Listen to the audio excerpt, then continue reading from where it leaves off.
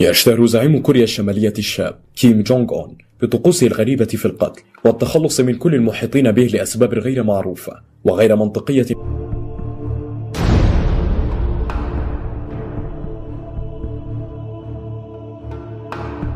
إذا بدأت في تقصي حالات الإعدامات التي أمر بها الزعيم الكوري، ستجد أنه قام بإعدام ما يقارب من 70 شخصا ومسؤولا من المقربين له، بل وصل الأمر به إلى حد إعدام زوج عمته جانغ سونغ بأسلوب مميز وجديد في الإعدام، تمثل في تقديمه حيا وعاريا بالكامل ل160 كلبا شرسا يربيها جيشه، ثم تجويعها مسبقا لمدة 3 أيام ليلتهموه كاملا على مدار 5 ساعات. كما أن الزعيم الكوري حرص على حضور ما يزيد على 400 من كبار المسؤولين لمشاهدة هذا الإعدام القاسي جدا، حتى يبث الرعب في قلوب كل من سولت له نفسه عدم إظهار الولاء.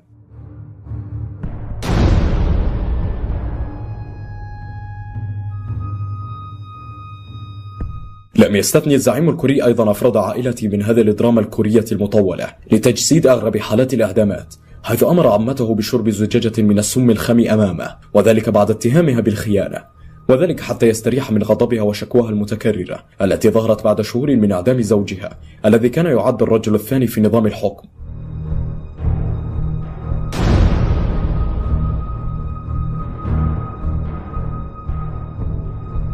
ولم تطل يد الإعدام المسؤولين والعسكريين والسياسيين فقط، بل امتدت العمليات لأصدقائه وخليلاته الذي يخشى من نفوذهم السياسي داخل البلد، مما جعله يعدم أيضا عشيقته السابقة المغنية هيون سونغ وول، بعدما تم اعتقالها مع 17 متهما آخرين بتهمة تصوير أفلام إباحية، حيث تم إعدام المعتقلين رميا بالرصاص أمام أعين عائلاتهم وأعضاء الفرقة السابقين الذين أجبروا على حضور هذا المشهد.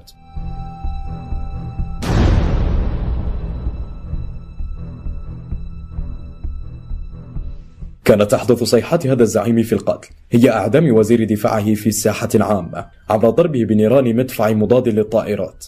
حيث كشفت تقارير إعلامية نقلا عن مصادر استخباراتية قولها أن وزير الدفاع للجمهورية الشعبية الكورية الشمالية هيون يونغ شول أعدم بنيران مدفع مضاد للطائرات بحضور عدد من أفراد أسرته، وذلك لغفوته لبعض ثوان أثناء عرض عسكري كان يحضره الزعيم الكوري.